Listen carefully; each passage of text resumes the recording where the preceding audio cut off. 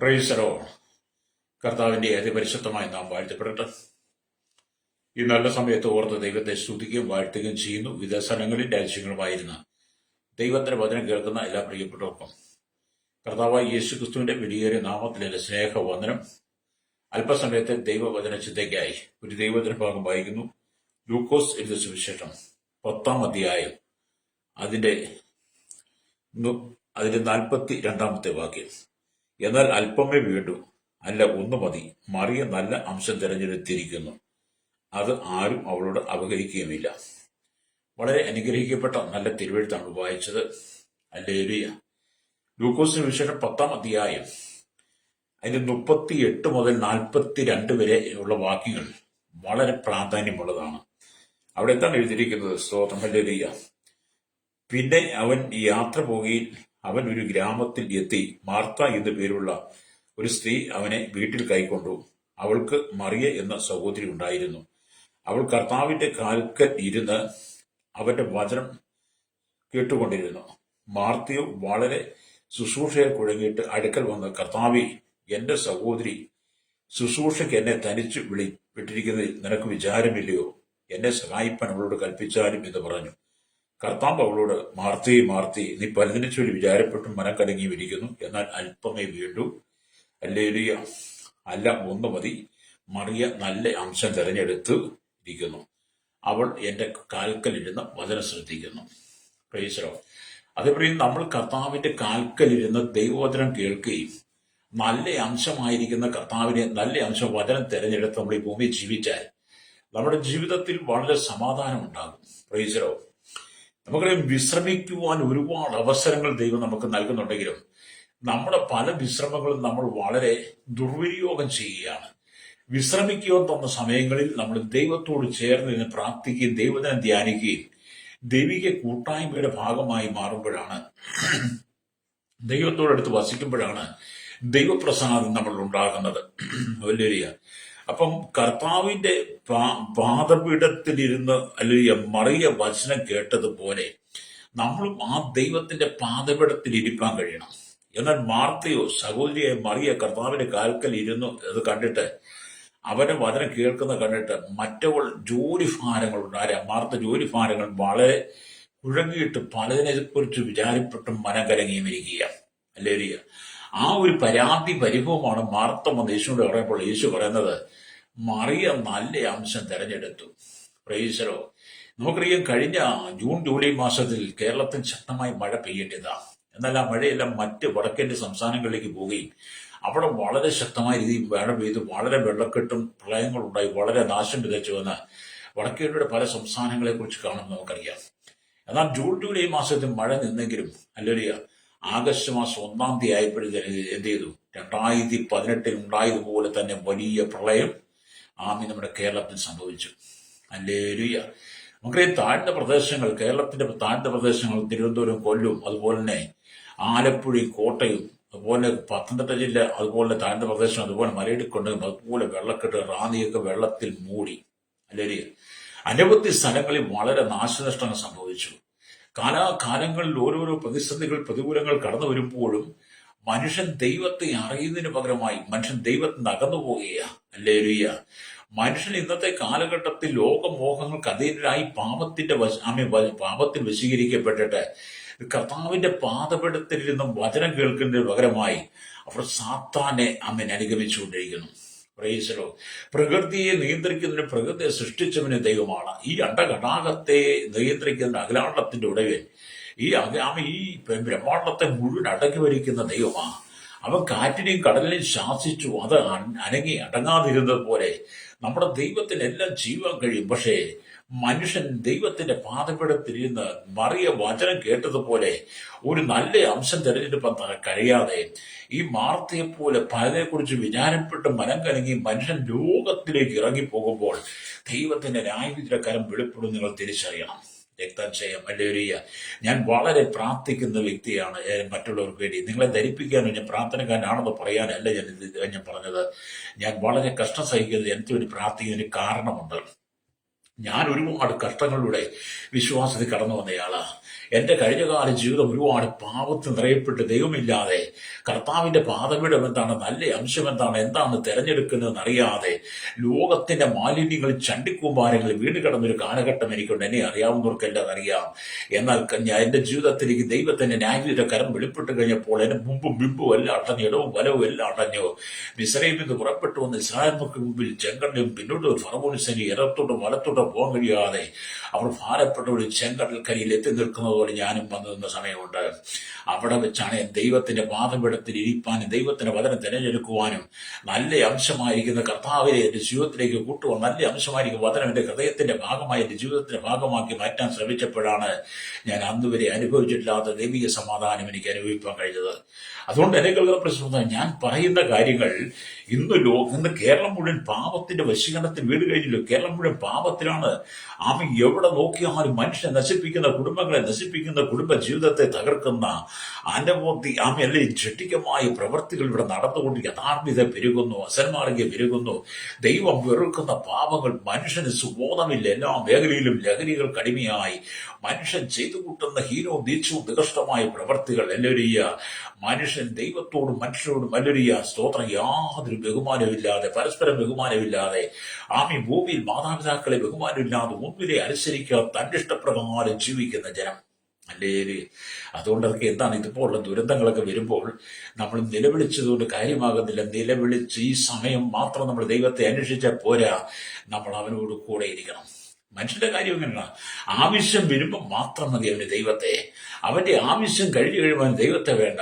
കഴിഞ്ഞ രാത്രി ഒരു മഴയ്ക്ക് വെച്ച് ആശ്വാസം കേട്ടിട്ടുണ്ട്. ഈ മഴയൊക്കെ കഴിഞ്ഞ് എല്ലാവരും അവരുടെ ഭവനങ്ങളിലേക്ക് കടന്നു ചെന്ന് കഴിയുമ്പോൾ അവർക്ക് പിന്നെ ദൈവത്തെ വേണ്ട. ഇപ്പോൾ ദുരിതാശ്വാസ കേന്ദ്രങ്ങൾ കിടക്കുമ്പോഴും അവരുടെ എല്ലാം നഷ്ടപ്പെട്ട് ഒന്നുമില്ലാത്തവരെ പോലെ ആയതുകൊണ്ട് സ്വന്തം വീട്ടിൽ കിടന്നുറങ്ങാതെ ക്യാമ്പുകളിൽ കിടന്നുറങ്ങുന്നവർക്കും ഇപ്പം ദൈവത്തെ ആവശ്യമാണ്. ഹല്ലേലൂയ. എന്നാൽ അവർ സാധാരണയിലേക്ക് മടങ്ങി വരും, ദൈവത്തെ മറന്നു പോകുന്നു. 2018 അതിന് മുമ്പ് കാലഘട്ടങ്ങളിലും ഒക്കെ നമുക്ക് കാണാൻ കഴിയും. തുടർന്ന് ഇങ്ങോട്ട് 2018 മുതൽ നമ്മൾ അനുഭവിക്കുന്ന ദുരന്തങ്ങൾ എന്താണ്? കഴിഞ്ഞ 10 വർഷത്തോളം ഇടതുപക്ഷ ജനാധിപത്യം കൊണ്ട് കേരളം ഭരിച്ചപ്പോൾ അന്ന് പറഞ്ഞു, അല്ലെങ്കിൽ ജനം പറഞ്ഞു, ഈ ഇടതുപക്ഷ ജനാധിപത്യം ഭരിക്കുന്നതോടാണ് പ്രളയം ഉണ്ടാകുന്നത്, കൊറോണ വന്നത്, വ്യാധികൾ വന്നതെന്നൊക്കെ പറഞ്ഞു. ഹല്ലേലൂയ. അങ്ങനെ ഒരു വലിയൊരു പരിഹാസത്തിന്റെ വിധേയമായ അനുഭവങ്ങളും ഒരു വലിയ ചർച്ച തന്നെ ജനത്തിന്റെ നടത്തി.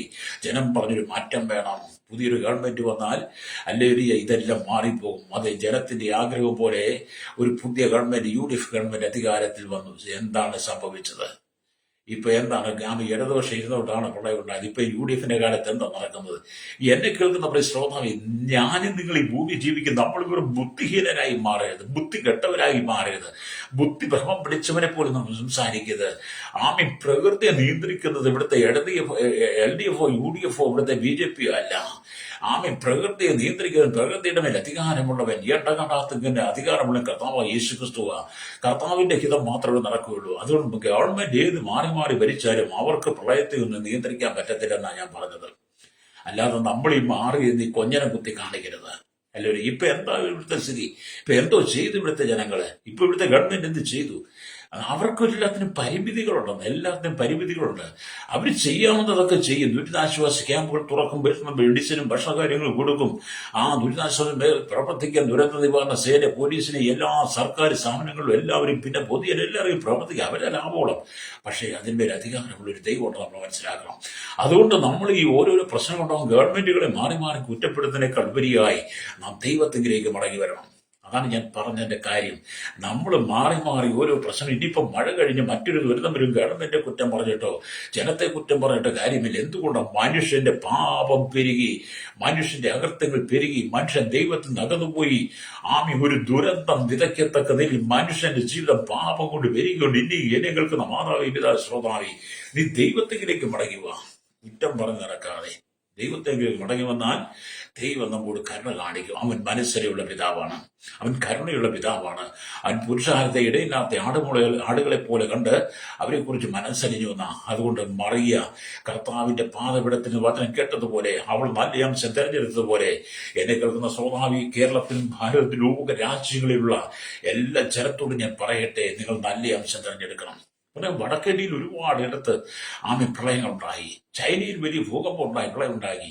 ഇതൊക്കെ അവിടെ ഭരിക്കുന്ന ഗവൺമെന്റ് മുഖാന്തരമാണ്. അല്ല, അവിടുത്തെ ഗവൺമെന്റ് മുഖാന്തരം ഗവൺമെന്റ് അതിന് പ്രകൃതിന് മേൽ അധികാരമില്ല. അല്ലേ? ഞാൻ അങ്ങനെ വിശ്വസിച്ചു. എന്റെ ചെറിയ ചിന്തകൾ കൊണ്ട് ഞാൻ ചിന്തിക്കും, പ്രകൃതിന് മേൽ ഗവൺമെന്റിനല്ല അധികാരം, രാഷ്ട്രതലന്മാർക്കല്ല അധികാരം, പ്രകൃതി മേൽ അധികാരമുള്ള കർത്താവാണ്. അവൻ തീരുമാനിക്കും എന്താ ചെയ്യുന്നത്. കർത്താവ് തീരുമാനിക്കും എന്ത് ചെയ്യണം, എന്താണ് ഇതൊക്കെ സംഭവിക്കാൻ കാരണം. മനുഷ്യന്റെ അകൃത്യങ്ങൾ പെരുകിയിരിക്കുന്നു. ഹല്ലേലൂയ.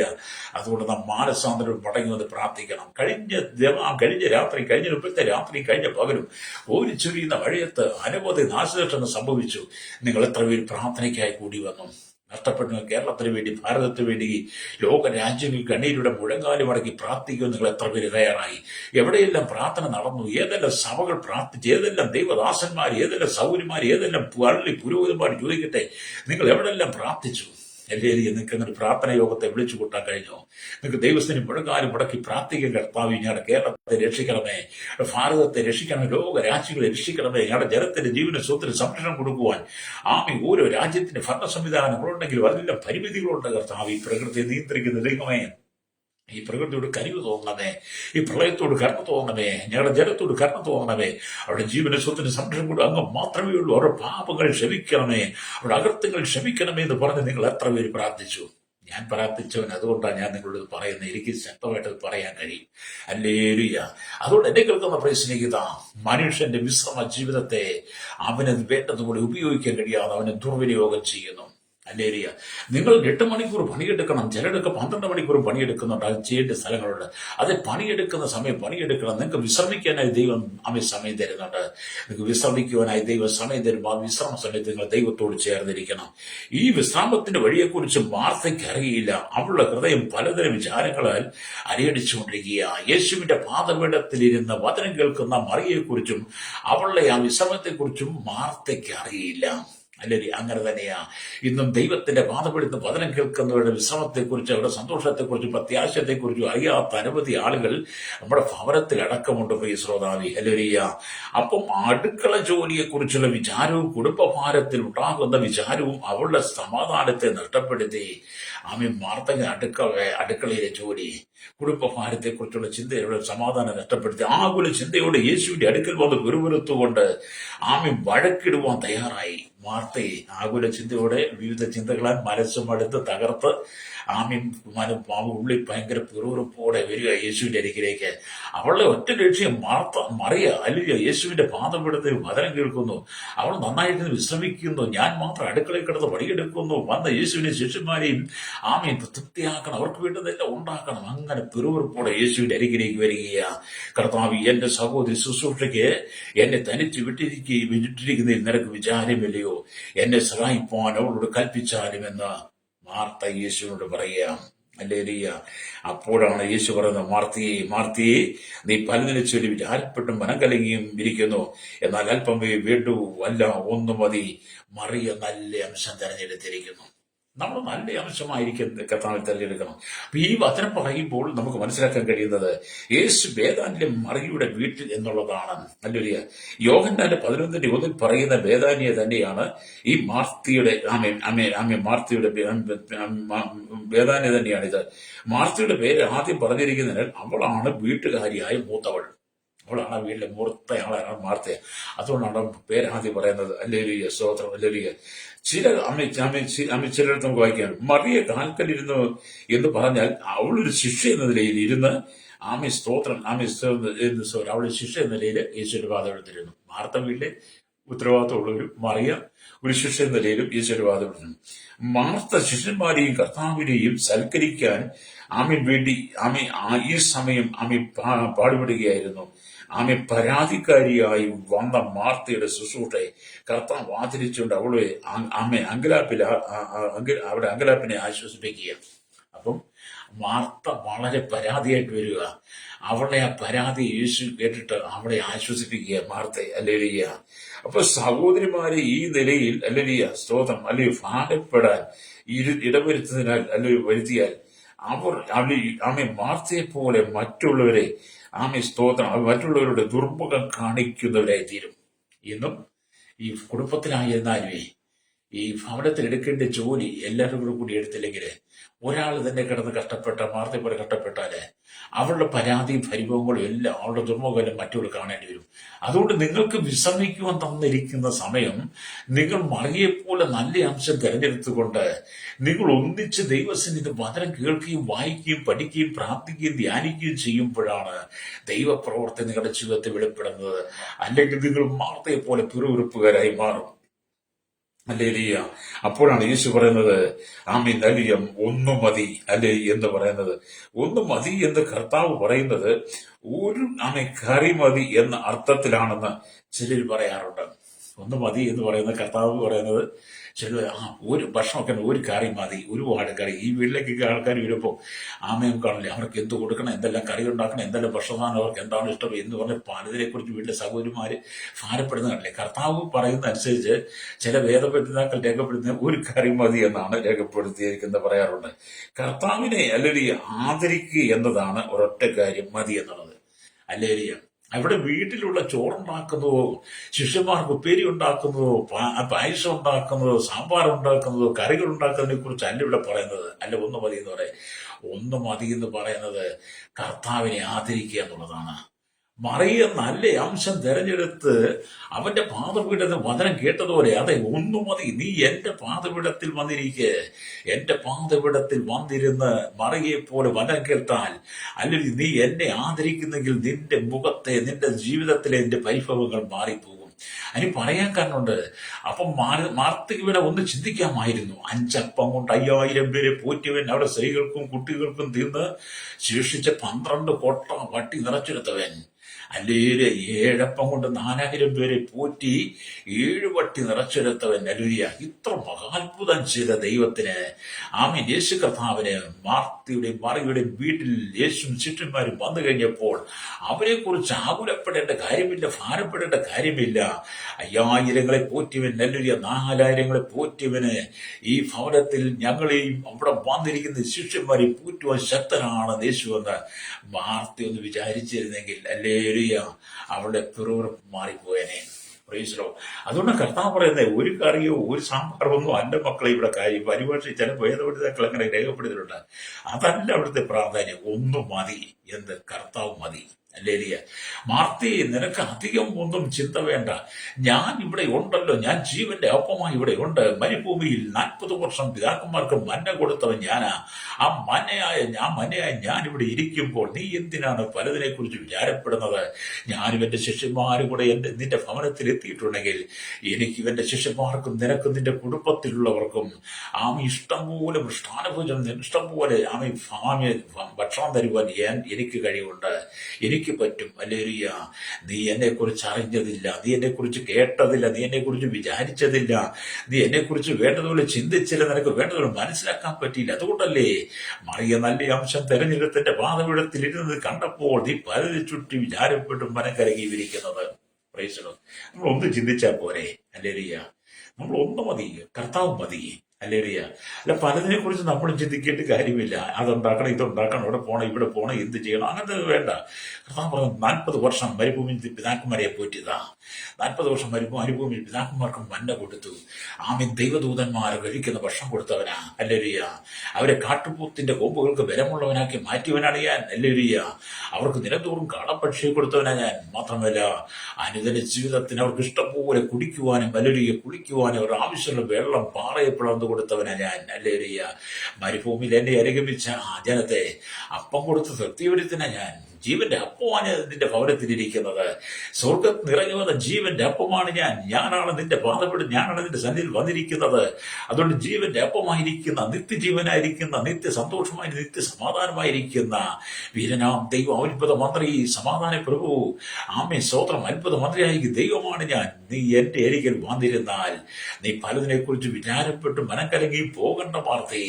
നിന്റെ ജീവിതത്തിന് ആവശ്യമായതെല്ലാം തരുവാൻ എനിക്ക് കഴിയും. നമ്മൾ നല്ല അംശം തെരഞ്ഞെടുക്കണം. പലപ്പോഴും നമുക്ക് നല്ല അംശം തിരഞ്ഞെടുക്കാൻ പറ്റത്തില്ല. ഈ കാലഘട്ടം ഈ കമ്പ്യൂട്ടർ യുഗമാണല്ലോ. അതുകൊണ്ട് നമുക്ക് നല്ല അംശം തിരഞ്ഞെടുക്കുന്നതൊക്കെ നമ്മുടെ കയ്യിലെ അലിയ അത് ദുരാവസ്ഥയിലേക്ക് നമ്മളെ കൊണ്ടുപോവുക. അല്ലയോ മനുഷ്യൻ ഈ മൊബൈൽ വിട്ടിട്ട് യാതൊരു സമയമില്ല. മൊബൈൽ വിട്ടിട്ട് മനുഷ്യന് ഇന്ന് ജീവിതമില്ല. നീ ഇല്ലാതെ എനിക്ക് ജീവിതമില്ലെന്ന് പറയുന്നത് പോലെയാ മൊബൈലിനോട് ഇത് വല്ലതും പറയുന്നത്. മൊബൈലിൽ നീ ഇല്ലാത്തൊരു ജീവിതമില്ല, നീ എൻ്റെ പ്രാണസഖിയാണ്, നീ എൻ്റെ സുഹൃത്താണ്, നിന്റെ ഫ്രണ്ടാണ്, നീ എൻ്റെ ചങ്കാന്നൊക്കെ പറഞ്ഞ് നടക്കുന്നവരെയൊക്കെ കാണുന്നുണ്ട്. ലേലിയ നീ അത് വിടണം. നല്ല അംശമായി നീ കർത്താവിനെ തെരഞ്ഞെടുക്കുക. അല്ലേലിയ നിന്റെ വേദനകളും പ്രയാസങ്ങളും എല്ലാം മാറും. അല്ലേലിയ ഇവിടെ ചിലർ വിഷമിച്ച് രക്തസമ്മർദ്ദം എന്ന് അല്ലിയ ഉണ്ടാക്കുന്നവരുണ്ട്. ചിലരിങ്ങനെ വിഷമിച്ചും വിചാരിക്കും രക്തസമ്മർദ്ദത്തിൻ്റെയായി മാറും. ചിലരിങ്ങനെ വിചാരിച്ചും മനം കലങ്ങിയും പ്രഷർ രോഗികളായി മാറും. ചില ഷുഗറിന്റെ അളവങ്ങ് കൂടും. ചിലര് ഡിപ്രഷൻ രോഗികളായി, ചിലർ മാനസിക രോഗികളായി. അങ്ങനെയൊക്കെ മാനസിക നില തെറ്റി പലരും പല കോപ്രായങ്ങൾ കാട്ടിക്കോട്ടും. വല്ലേരിയ പലരെ കുറിച്ച് വിചാരപ്പെട്ടും പലരെ കുറിച്ച് വിചാരപ്പെട്ടും മനം കലങ്ങി എന്ത് ചെയ്തു ജീവിതം തന്നെ തകർത്ത് കളയും, മരണത്തിലേക്ക് തള്ളിവിടും. അല്ലേരിയ അവർ ആത്മാവിനെ നഷ്ടപ്പെടുത്തി കളയും. അല്ലേലിയ അവർ ബന്ധപ്പെട്ട് പല കാര്യങ്ങൾ ചെയ്യുന്നു, പിറുപിറുക്കുവാൻ തുടങ്ങുന്നു. എന്നാൽ ദൈവമക്കൾ അല്ലേലിയ തങ്ങളുടെ ഭാരങ്ങളും വേദനകളിലും ദൈവത്തോട് അറിയിക്കണം. ലോകമനുഷ്യരെ പോലെ ആകരുത്.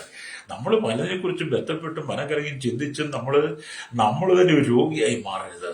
നമ്മൾ തന്നെ രോഗത്തിന് അടിമയായി മാറരുത്. അല്ലെങ്കിൽ ഒരു പിറുപിറുപ്പുകാരനായി മാറരുത്. എന്നെ കേൾക്കുന്ന സ്വഭാവം നീ ഒരു ദൈവഭക്തനാണെങ്കിൽ, നീ കർത്താവിൽ വിശ്വസിക്കുന്നെങ്കിൽ നിന്റെ ജീവിതത്തിന്റെ ചിന്തകളെ മുഴുവൻ നീ ദൈവത്തിന് വെച്ചു കൊടുക്കണം. അല്ലേലൂയ. അതുകൊണ്ടാണ് 55-ാം സങ്കീർത്തനം വായിക്കുമ്പോൾ ഇങ്ങനെ കാണുന്നുണ്ട്. 55-ാം സങ്കീർത്തനം 22-ാമത്തെ വാക്യം വായിക്കുമ്പോൾ നിന്റെ ഭാരം യഹോവയുടെ മേൽ വെച്ചുകൊള്ളുക, അവൻ നിന്നെ പുലർത്തും, നീതിമാൻ കുലുങ്ങിപ്പോവാൻ അവൻ ഒരു നാളും സമ്മതിക്കുകയില്ല. നിന്റെ ഭാരങ്ങളെ മേൽ വെച്ചുകൊള്ളുക. അല്ലേലൂയ, സ്തോത്രം. ഹല്ലേലൂയ. ഞാൻ അവൻ നിന്നെ പുലർത്തും, നീതിമാൻ കുലുങ്ങിപ്പോകാൻ അവന് ഒരു നാളും സമ്മതിക്കുകയില്ല. ഈ വചനം വായിക്കുമ്പോൾ നമ്മൾ മനസ്സിലാക്കേണ്ട ഒരു കാര്യമുണ്ട്. അല്ലേലൂയ. ഒരു വിശ്വാസിയാണെങ്കിലും അവന്റെ ജീവിതത്തിൽ ഭാരങ്ങൾ ഉണ്ടാകാം. പക്ഷേ തന്റെ ഭാരം ഇറക്കി വെക്കുവാൻ അവനൊരു സ്ഥാനമുണ്ട്. അത് കർത്താവ് തന്നെയാണ്. കർത്താവ് നൽകുന്ന വാഗ്ദാനമാണ് അവൻ നിന്നെ പുലർത്തും എന്നത്. എപ്പോഴും കർത്താവ് ഭാരം വഹിക്കുവാനുള്ള ശക്തി തന്നതിന് ശേഷമേ ഭാരം നമ്മുടെ മേൽ വെക്കത്തുള്ളൂ. ഈ ഭാരം വലിക്കാനുള്ള ശക്തി തന്നിട്ട് ഈ ഭാരം നമ്മുടെ മേൽ കർത്താവ് വെക്കത്തുള്ളൂ. ഹല്ലേലൂയ.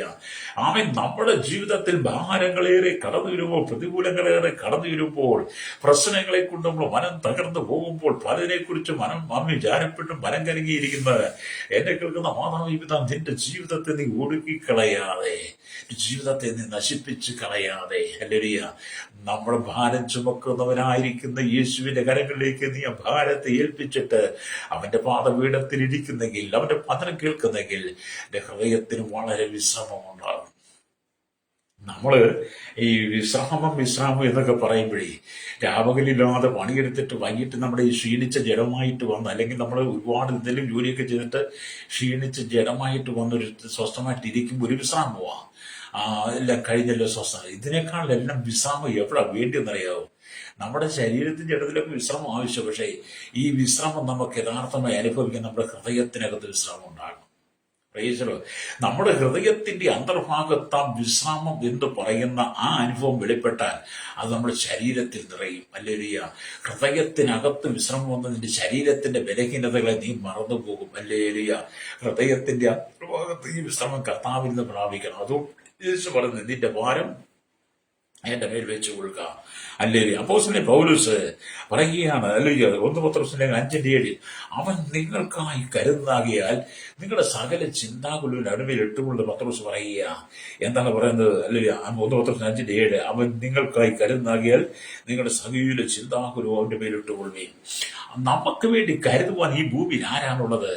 നമുക്ക് വേണ്ടി കരുതുവാൻ മാതാപിതാക്കളില്ല, നമുക്ക് വേണ്ടി കരുതുവാൻ സ്വന്തങ്ങളില്ല, ബന്ധുമിത്രാദികളില്ല, നമുക്ക് വേണ്ടി കരുതുവാൻ ചാർച്ചക്കാരില്ല, നമുക്ക് വേണ്ടി കരുതുവാൻ ഒരു ആരുമില്ല, നമുക്ക് വേണ്ടി കരുതുവാൻ ഭരണ സംവിധാനങ്ങളില്ല, നമുക്ക് വേണ്ടി കരുതുവാൻ മതങ്ങളില്ല. പ്രിയരേ, ഹല്ലേലൂയ.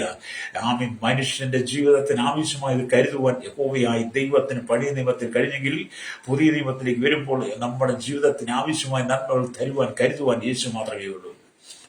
പലരും പറയും ഞാൻ നിങ്ങളെ കരുതിക്കൊള്ളാം, ഞാൻ നിങ്ങളെ ഞാൻ നോക്കിക്കൊള്ളാം, നിങ്ങളുടെ കാര്യങ്ങൾ ഏറ്റെടുത്തു എന്നൊക്കെ പറയുന്ന അനവധി ആൾ എന്നോട് അങ്ങനെ പലരും പറയും. എൻ്റെ ജീവിതത്തിൽ എൻ്റെ വൈഫിൻ്റെ മരണം അല്ലെങ്കിൽ 2023 ഏപ്രിൽ മാസം 21 എൻ്റെ വൈഫ് മരിച്ച് ആ സംസ്കാര ശുശ്രൂഷയിൽ അല്ലെങ്കിൽ അനവധി ദൈവഭക്തന്മാർ സംസാരിച്ച് അനവധി ആളുകൾ ഞങ്ങളെ അറിയുന്നവർ വന്ന് ഞങ്ങളുടെ ദുഃഖത്തിൽ പങ്കുചേർന്ന് എല്ലാവരും പറഞ്ഞ് ഞങ്ങള് പാസ്റ്റർ മോളെ ഏറ്റെടുത്തെന്ന് പറഞ്ഞു. പാസ്റ്റർമോളെ ഏറ്റെടുത്തിനി പാസ്റ്റർമോൾക്ക് ഒന്നും പേടിക്കണ്ട. അനവധി ആളുകൾ കൂടി നിൽക്കുമ്പോൾ അനവധി ആളുകൾ എൻ്റെ വൈഫിന്റെ അല്ലെങ്കിൽ മരണ ശുശ്രൂഷയ്ക്ക് സംസ്കാര ശുശ്രൂഷയുടെ ശുശ്രൂഷ ഭവനത്തിൽ നടക്കും വന്നു നിൽക്കുമ്പോൾ അനവധി വാക്തത്വ പ്രലോഭനങ്ങൾ അവർ പറഞ്ഞു വിട്ടു. പക്ഷെ പറഞ്ഞു വിട്ട് എൻ്റെ വൈഫിന്റെ ബോഡി എൻ്റെ വീട്ടിൽ നിറക്കി ആ ശവക്കോട്ടിൽ കുന്നംകുളത്ത് നഗൽ സെമിത്തേരിയിൽ ആ ബോഡി സംസ്കരിച്ച ശേഷമായിട്ട് ഈ വാക്തത്വം പറഞ്ഞ ഒരു കുഞ്ഞിനെ പിന്നീട് ഈ വഴിക്ക് കണ്ടിട്ടില്ല. പ്രൈസലോ. ഒറ്റ കുഞ്ഞിനെ കണ്ടിട്ടില്ല. അല്ലേടിയ എന്ത് നമ്മൾ ഈ വാക്തത്വങ്ങൾ പറയാൻ, നമ്മുടെ ഭാരങ്ങൾ ചുമന്നോളാം, നിങ്ങളെ ഏറ്റെടുത്തോളാം എന്ന് പറയാനൊക്കെ അനവധി വിരുദ്ധന്മാരുണ്ട്. അല്ലേലിയ. ഇത് ആത്മീയ രോഗത്തിനും അല്ലാതെ എൻ്റെ ജീവിത അനുഭവമാണ് പറഞ്ഞത് കേട്ടോ. അതുകൊണ്ട് എന്നെ കേൾക്കുന്ന പ്രിയ സ്നേഹിത, നിന്നെ കരുതുവാനും നിന്നെ താങ്ങുവാനും നിന്നെ ആശ്വസിപ്പിക്കുവാനും ഒരു കുഞ്ഞും കാണത്തില്ല. എൻ്റെ വൈഫ മരിച്ച സമയത്ത് ഞാൻ വളരെ ഭാരപ്പെട്ടും മനം കലങ്ങി സങ്കടപ്പെട്ടു. ഞാനൊരു മോള് മാത്രമേ ഉള്ളൂ, 10ാം ക്ലാസ് പ്ലസ് ടു ചെയ്യുന്ന കുട്ടി. അവളെ പഠിപ്പിക്കണം. ഞങ്ങൾ രണ്ടുപേരും കൂടെ സുവിശേഷ വേല ചെയ്ത് അവൾ നന്നായിട്ട് തുണി തയ്ക്കുകയും ട്യൂഷൻ എടുക്കുകയും അങ്ങനെ ഒരു വരുമാനമൊക്കെ ഞങ്ങളുടെ ജീവിതം എന്ന് പറയുന്നത്.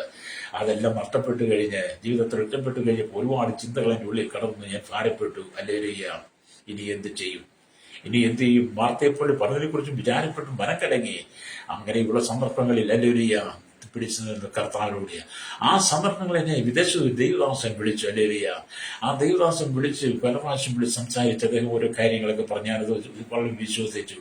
അല്ലെങ്കിൽ പക്ഷേ എന്താ പ്രയോജനം?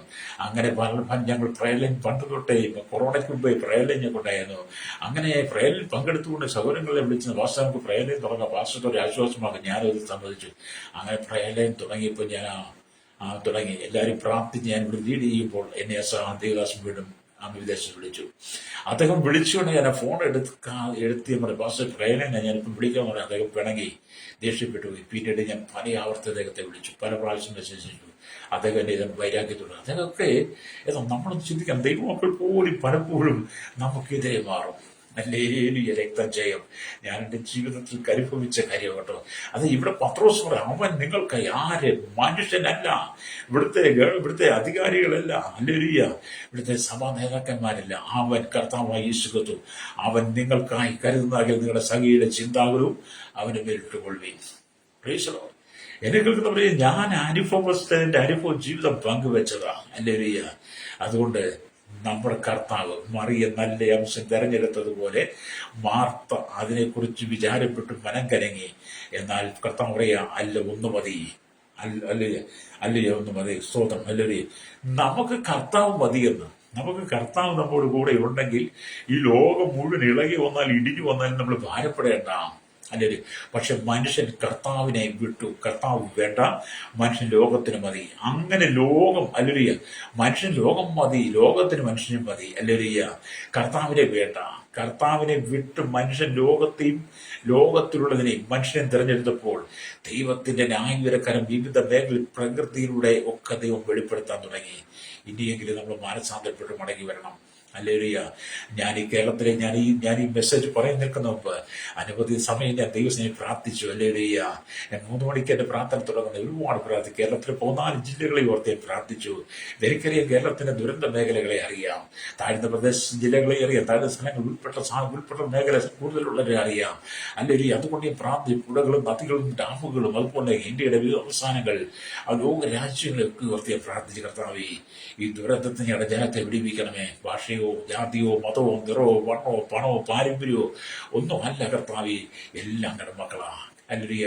ലോകത്തിൽ 7093 ഭാഷ സംസാരിക്കുന്ന സകല ജനങ്ങളും അവിടുത്തെ മക്കളാണ്. ഞങ്ങൾ പരസ്പരം അറിയുന്നില്ലെങ്കിലും കാണുന്നില്ലെങ്കിലും ഞങ്ങളെ അങ്ങോട്ടും ഇങ്ങോട്ടും ഞങ്ങൾക്ക് പരിചയപ്പെടാൻ കഴിയുന്നില്ലെങ്കിലും കർത്താവേ, തുറക്കപ്പെട്ട സ്വർഗത്തിന്റെ കീഴിൽ ഞങ്ങളെല്ലാം അങ്ങയുടെ മക്കളാണ്. അവിടെ നിറവ്യത്യാസമില്ല, ജാതിയില്ല.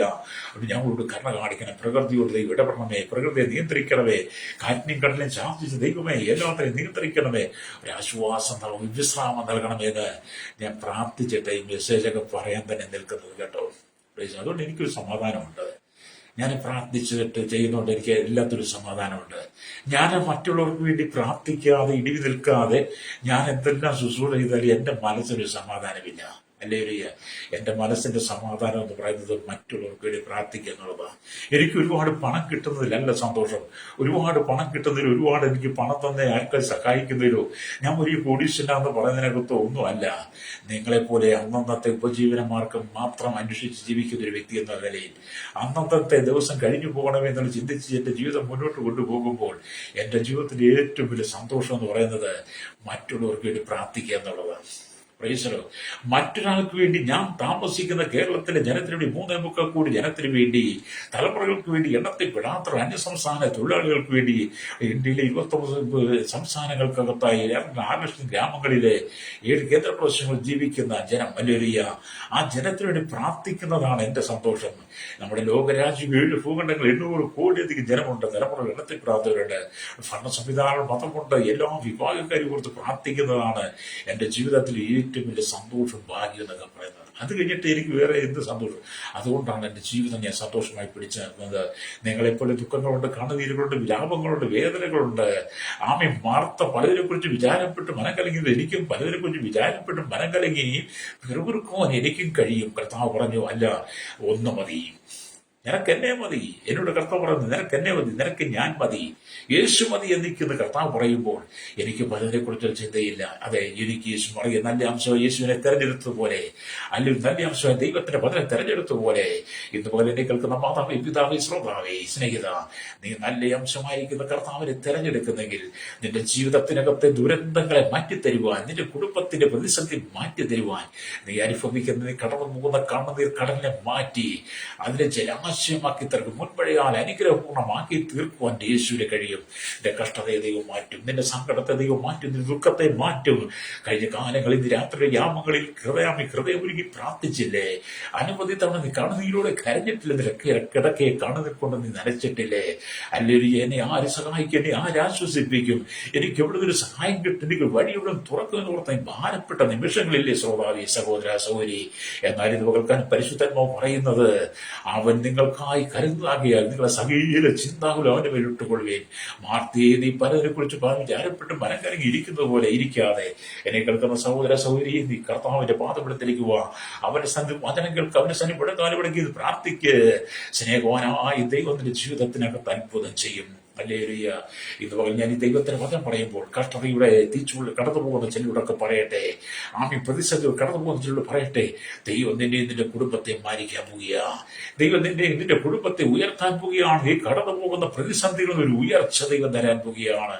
അവൻ തക്ക സമയത്ത് നിങ്ങളെ ഉയർത്തേണ്ടതിന്റെ ബലമുള്ള കൈകീഴിൽ താണിരിപ്പിന്ന് 1 പത്രോസിന്റെ ലേഖനം, ഹല്ലേലൂയ, സ്തോത്രം, 5-ാം അധ്യായത്തിൽ വായിക്കാൻ കഴിയും. ഹല്ലേലൂയ. 5-ാം അധ്യായം, ഹല്ലേലൂയ, അതിന്റെ 6-ാം വാക്യം വായിക്കാൻ കഴിയും. അവൻ തക്ക സമയത്ത് നിങ്ങൾ ഉയർത്തേണ്ടതിന് അവന്റെ ബലമുള്ള കൈകൾ താണിരിപ്പിൻ. അത് ഇന്ന് പകൽ ആരെല്ലാം ദൈവസനെ താണിരിക്കുന്നു, മാറിയ ദൈവസനെ താണിരുന്നു വചനം കേട്ടതുപോലെ, ഇന്ന് പകൽ എന്നെ കേൾക്കുന്ന മാതാവി, പിതാവി, നീ ദൈവവചനം കേൾക്കുവാൻ അവന്റെ പാദമെടുത്ത് ഇരുന്നു കൊടുക്കുന്നെങ്കിൽ, നിന്റെ ഹൃദയത്തിന്റെ അന്തരിന്ദ്രിയങ്ങളെ അറിയുന്നവൻ, നിന്റെ ഹൃദയത്തിന്റെ അന്തർഭാഗം അറിയുന്നവൻ, നിന്റെ കുടുംബത്തിന്റെ സകല ഹിസ്റ്ററി അറിയുന്നവൻ, നിന്റെ കുടുംബത്തിനകത്തെ സകല കാര്യങ്ങളും നിന്റെ മനസ്സിനെ, ഹൃദയത്തെ ദൂരത്തുനിന്ന് ഗ്രഹിക്കുന്നവൻ, അവൻ നിന്റെ സകല പ്രശ്നങ്ങളും പരിഹരിക്കും. വിശ്വസിക്കുക. ആമേൻ പറയാമോ? ഇന്ന് പകൽ പരിശുദ്ധാത്മാവിലൂടെയൊക്കെ പറയുന്നത്, ആമേൻ, നിന്റെ കുടുംബത്തെ ദൈവം മാനിക്കാൻ പോവുകയാണ്. ഒറ്റ വ്യവസ്ഥയുള്ള കർത്താവ് വെക്കുന്നത്, നല്ല അംശമായിരിക്കും കർത്താവിനെ തെരഞ്ഞെടുക്കണം. കേരളം കണ്ണുനീരിലാണ്, കേരളം ദുഃഖത്തിലാണ്, ഇന്ത്യയുടെ വിവിധ സംസ്ഥാനങ്ങൾ വളരെ ദുഃഖത്തിലാണ്, ലോകരാജ്യങ്ങൾ ചൈന അടക്കമുള്ള സങ്കടത്തിലാണ്. പ്രളയം വളരെ ബാധിച്ചിരിക്കുന്നു, വലിയ നാശനഷ്ടങ്ങൾ, വളരെ ജീവഹാനിയൊക്കെ സംഭവിച്ചുകൊണ്ടിരിക്കുന്നു. അത് നമുക്ക് നല്ല അംശമായ കർത്താവിനെ തെരഞ്ഞെടുത്ത പാദം പ്രാർത്ഥിക്കാം. ദൈവം നമ്മെ അനുഗ്രഹിക്കും, ദൈവം നമ്മെ ശക്തീകരിക്കും. കണ്ണുകളടച്ചാട്ട് ഞങ്ങൾക്ക് വേണ്ടി പ്രാർത്ഥിക്കാൻ പോവുക. പരിശുദ്ധ ഞങ്ങളുടെ നല്ല ദൈവം, സ്വർഗ്ഗ പിതാവേ, അനുഗ്രഹിക്കപ്പെട്ട നല്ല സമയത്തിനായി ഈ വചനം കേട്ടുകൊണ്ട് കേരളത്തിൽ ലോക രാജ്യങ്ങളിൽ 100 കോടി ജനത്തിന് ഞങ്ങൾ പ്രാർത്ഥിക്കുന്നു. കേരളത്തിന് പോകുന്ന 4 ജില്ലകളെ ഓർത്ത് പ്രാർത്ഥിക്കും. കർത്താവ്, പ്രളയത്താൽ വളരെ ദുരന്തം വിതച്ച അനവധി ആളുകൾ അവരുടെ വീടും പറമ്പും അവരുടെ ആടുമാട് കന്നുകാലികളെല്ലാം നഷ്ടപ്പെട്ട് ദുരിതാശ്വാസ ക്യാമ്പുകളിൽ വിശ്രമമില്ലാതെ വേദനയോടെ അരിക്കുന്ന കുടുംബങ്ങൾക്ക് ആശ്വാസം കൊടുക്കണമേ. കേരളത്തിന് പോകുന്ന 4 ജില്ലയിൽ മഴയ്ക്ക് ഒരു ആശ്വാസം, പ്രകൃതിയുടെ വിടപെടൽ ഇടപെടണമേ, പ്രകൃതിയെ നിയന്ത്രിക്കണമേ. കർത്താവ് ഈ മഴയ്ക്ക് ആശ്വാസം സാധാരണയിലേക്ക് കേരളം മടങ്ങി വരുവാൻ, സ്വസ്ഥത വരുവാൻ നല്ല അംശമായ ആമി കർത്താവിനെ തെരഞ്ഞെടുത്ത മറിയെപ്പോലെ ഈ ജനത്തിൽ തന്റെ അംശമായ കർത്താവിനെ തെരഞ്ഞെടുത്തുകൊണ്ട് ആ ദൈവസന്നിധിയിൽ പ്രാർത്ഥിപ്പാൻ ജനത്തെ ഒരുക്കണമേ. കേരളത്തിൽ മാലിന്യങ്ങളിൽ ഏൽപ്പിക്കുന്നു. ക്യാബുകളിൽ കിടക്കുന്നവർക്ക് വേണ്ടി പ്രാർത്ഥിക്കുന്നു. കർത്താവ് ഒറ്റപ്പെട്ടവർക്ക് വേണ്ടി പ്രാർത്ഥിക്കും. ഒറ്റപ്പെട്ട ഗ്രാമങ്ങൾക്ക് വേണ്ടി പ്രാർത്ഥിക്കുകയാണ്. മരണപ്പെട്ട കുടുംബങ്ങളുടെ ആശ്രിതർക്ക് വേണ്ടി പ്രാർത്ഥിക്കുന്നു. അവർക്കെല്ലാം സമാധാന സ്വസ്ഥത കൊടുക്കണമേ. ഇന്ത്യയിലെ സംസ്ഥാനികൾ പ്രളയത്താൽ അവർക്ക് ആശ്വാസം കൊടുക്കണേ. പ്രളയത്തെ നിയന്ത്രിക്കണേ. ചൈനയുടെ രാജ്യങ്ങളിൽ വളരെ പ്രളയങ്ങൾ ദുരന്തങ്ങൾ വിധിക്കുമ്പോൾ ലോക രാജ്യങ്ങളിൽ ദൈവത്തിന്റെ നീതി വിളിക്കണമേ.